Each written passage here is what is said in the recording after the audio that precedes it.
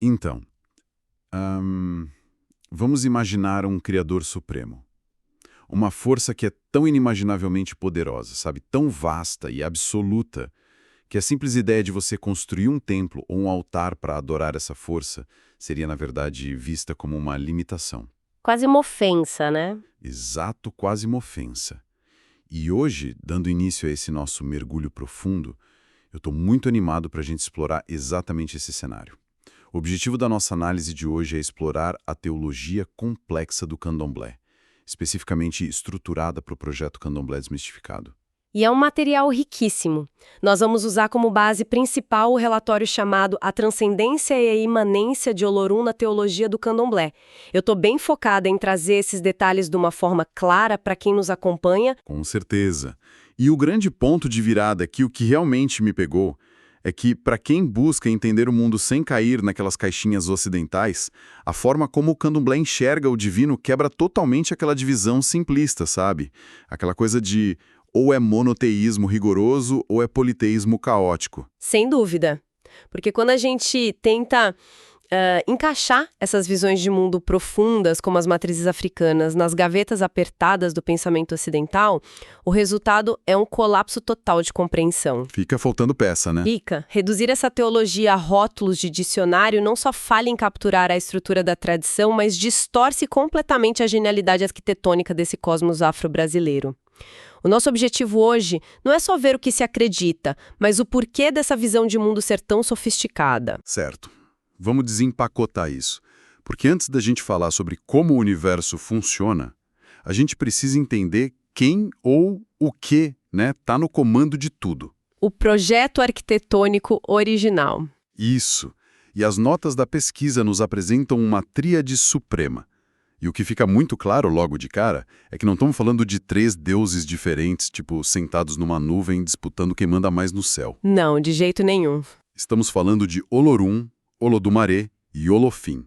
São distinções funcionais e ontológicas profundas. Exato. E a nomenclatura na tradição oral iorubá carrega uma precisão técnica que é admirável. Cada um desses nomes não é só um apelido poético. É uma descrição cirúrgica de como essa força primordial atua.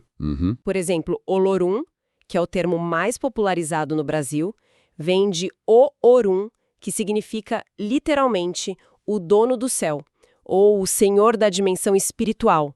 A ênfase aqui é totalmente na onipresença. É a energia que está em todo lugar, certo? Sim, é a energia imanente que permeia até o vácuo.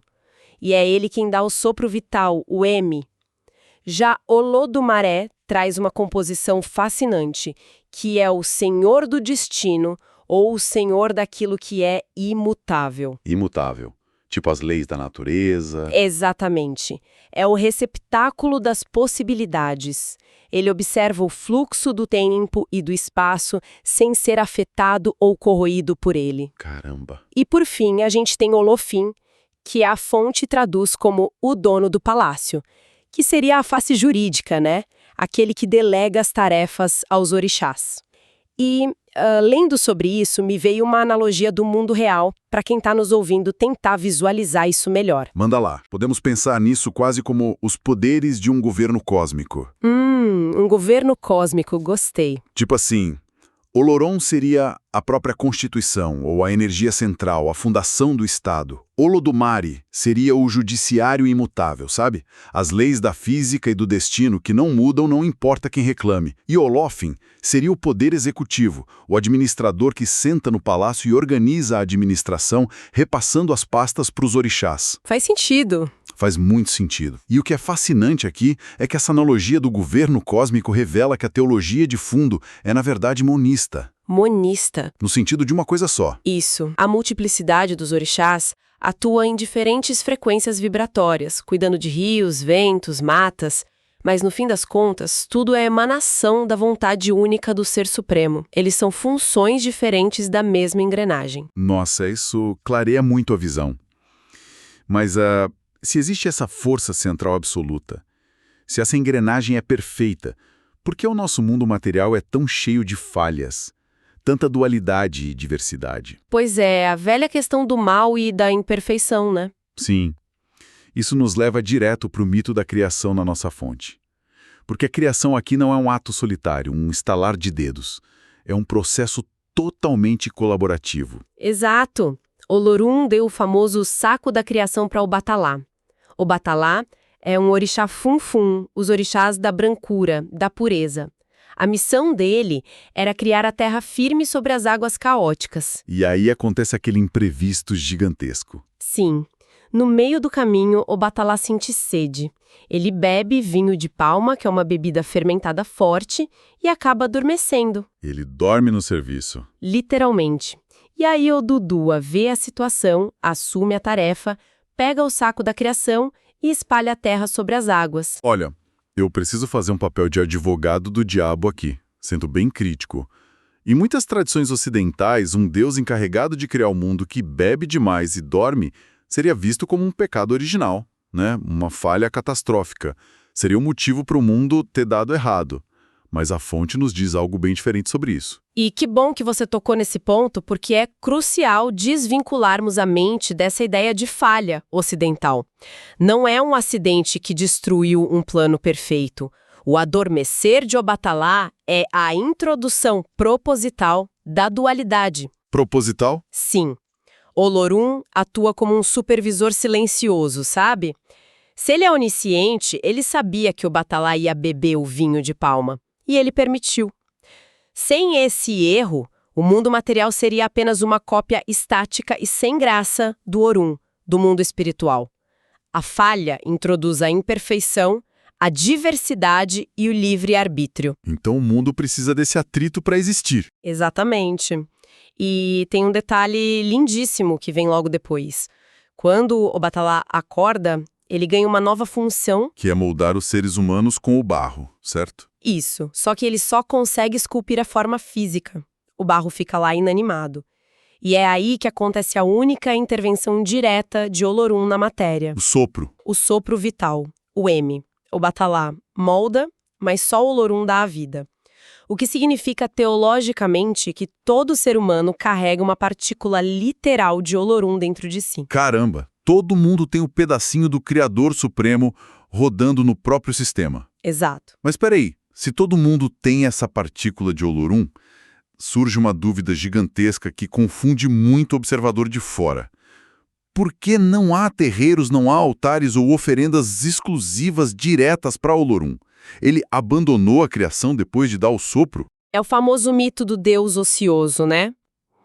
Que a antropologia tentou empurrar por muito tempo, o tal do deus ocioso. Isso, o deus que cria o mundo e depois sai de férias. O material de pesquisa é bem incisivo em desmistificar isso. Sim, de forma categórica. A ausência de culto direto no candomblé não é esquecimento ou abandono. Na verdade, é o sinal de reverência absoluta. Como assim? Pensa que o Olorum é como uma luz tão, mas tão forte que cega se você olhar diretamente. Limitar uma força infinita a um objeto, a um assentamento no terreiro, seria tentar diminuir o divino. Seria tentar aprisionar o infinito no finito. E é aqui que a coisa fica realmente interessante. Lendo essa parte, eu formulei uma outra analogia para quem acompanha a gente tentar visualizar. Adoro as analogias, manda. É como a rede elétrica.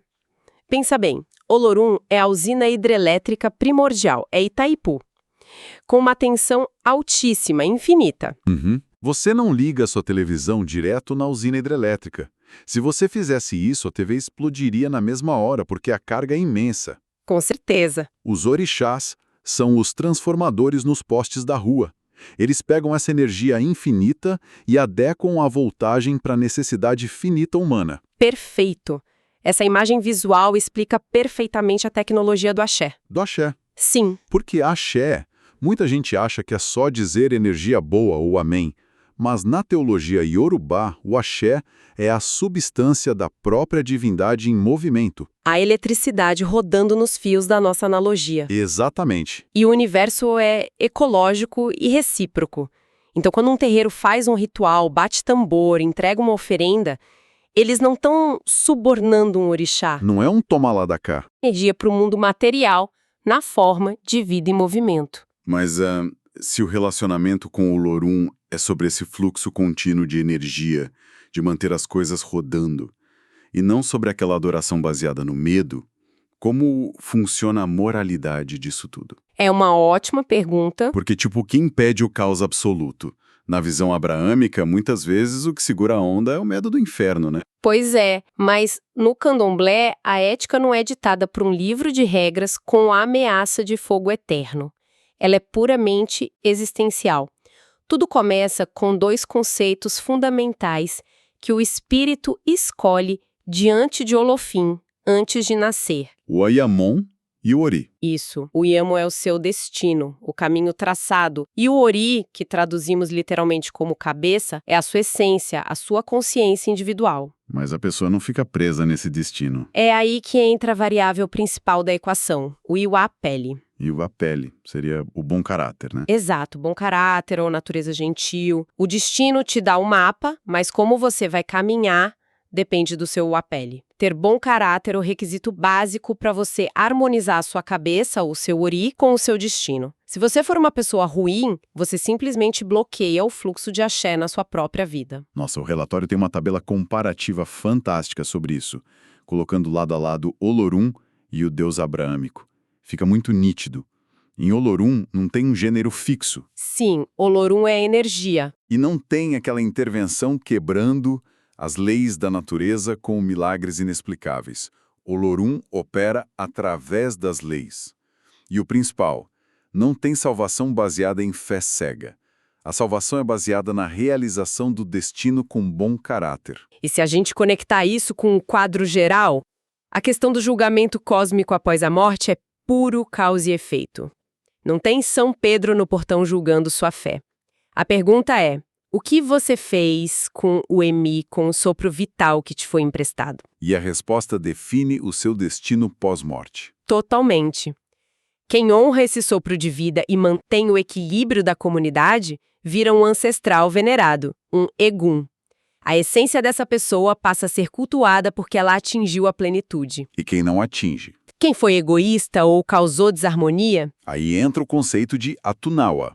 Essa pessoa volta para novos aprendizados através da reencarnação. Ela volta para o tabuleiro para tentar de novo. Basicamente isso, o universo é eficiente, ele não desperdiça a consciência mandando alguém para o inferno eterno. A pessoa volta para equilibrar as energias que bagunçou. E aí a gente entra num ponto crucial do documento. Como uma filosofia tão complexa, tão sofisticada, sobreviveu a séculos de escravidão e a imposição cristã violenta no Brasil, porque tentaram apagar isso de todas as formas. Foi um processo de resistência genial, muitas vezes chamado de sincretismo, mas a nossa fonte mostra que foi, na verdade, uma sobreposição estratégica. Uma camuflagem. Exato. Olorum foi frequentemente associado ao Deus Pai cristão. Para quem estava de fora, para os senhores de escravos, os escravizados estavam rezando para o Deus católico. Entendi. Mas internamente, a essência africana foi mantida intacta. Aquele Deus benevolente, provedor da energia vital, sem essa história de fogo do inferno. E isso é tão poderoso que se manifesta na prática até hoje. O documento cita a expressão que é super comum nas comunidades. Olorum Modupê.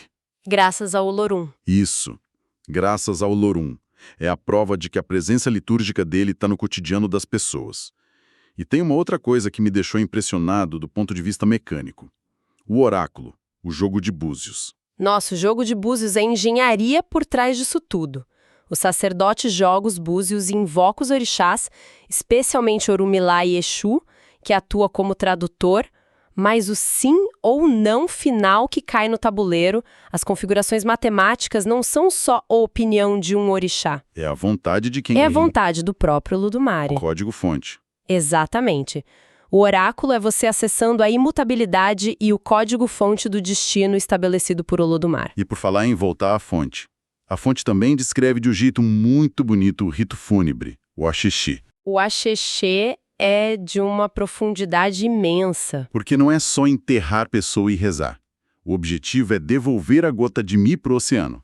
Isso, o axixê é a tecnologia de desmontagem, digamos assim. Você precisa desatar todos os laços energéticos que prendiam aquela pessoa ao mundo material e à comunidade para que aquela gota de consciência divina, o sopro de Olorum, possa voltar e se fundir ao oceano infinito da criação. Incrível. E isso muda toda a relação da tradição com o próprio planeta, né? Porque, lendo isso, a gente percebe que o meio ambiente não é só recurso natural como a gente no Ocidente está acostumado a pensar. O documento deixa claro que a natureza é literalmente a vestimenta da divindade. A roupa do divino, sim. O céu azul ou o céu branco das nuvens. Isso é a representação física da pureza de Obatalá e de Olorum. Os rios são o sangue da terra. Então, destruir a natureza não é só um problema ambiental. Tipo, precisamos salvar as árvores para o futuro. É teológico. Você tocou no ponto máximo. Desmatar, poluir, destruir. É rasgar a roupa da própria divindade. E mais do que isso, é bloquear os canais do axé que a gente falou mais cedo. Se você destrói a mata, onde os orixás vão atuar para devolver energia para o mundo, você trava a engrenagem. Então, o que tudo isso significa no fim das contas? Para mim, o que fica claro nesse mergulho de hoje é que entender a teologia de Olorum, Olodumare e Olofã empodera quem estuda o tema. Remove completamente aquela imagem do ser humano como um pecador morrendo de medo, adorando um Deus punitivo, e coloca a gente numa postura de dignidade, mas também de muita responsabilidade cósmica. Total. E é por isso que essa teologia importa tanto hoje. É uma filosofia milenar que dialoga assim, perfeitamente com os desafios ecológicos e éticos que a gente está enfrentando no século XXI. Valorizar o iuapele, o bom caráter, é valorizar a vida material. Porque a vida material, o Aie, é a manifestação visível do próprio Olorum. A gente faz parte do corpo divino operando aqui. E isso levanta uma questão importante, algo para a gente refletir além do que está escrito nos papéis. Upa, adoro essa parte. Pensa comigo, se a nossa alma, o nosso M, é um pedaço literal de Olorum, e os rituais, o bom caráter e as oferendas humanas servem para retroalimentar o axé, a energia vital do universo, será que o cosmos precisa de nós para continuar existindo e evoluindo com a mesma intensidade que nós precisamos do cosmos para viver? Caramba! Será que a gente não é a bateria de que o universo precisa para não parar? Fica essa reflexão para quem acompanha a gente. Nossa, que pedrada para encerrar o raciocínio. A ideia de que o universo depende do nosso bom caráter para continuar operando é um peso e uma honra gigante. Queria muito agradecer quem ficou com a gente nessa jornada complexa hoje. Continuem lendo, continuem questionando as fontes. E lembrem-se, não tentem engarrafar o oceano inteiro num copinho de água. Até a nossa próxima investigação.